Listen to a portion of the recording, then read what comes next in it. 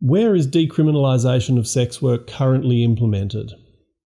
The list is very short right now. Sex work is decriminalised in New Zealand since 2003, New South Wales in Australia, where I live and work, since 1995.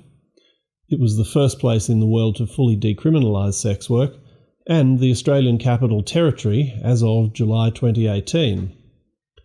Sex work was also partially decriminalised until 2009 in the state of Rhode Island in the US.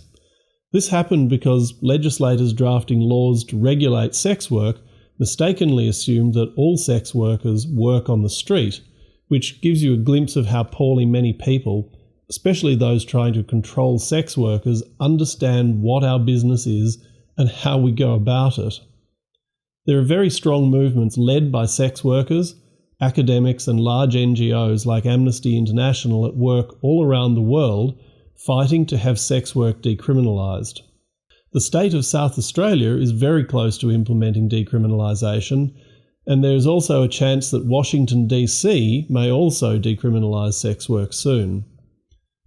There are many places in the world where sex work is legalised. A few nations in Africa, several nations in Central and South America, a few in Asia, and several in Europe. In all other places, sex work is illegal in some form. It's worth noting here that the Nordic or Swedish model of sex work regulation is not decriminalisation.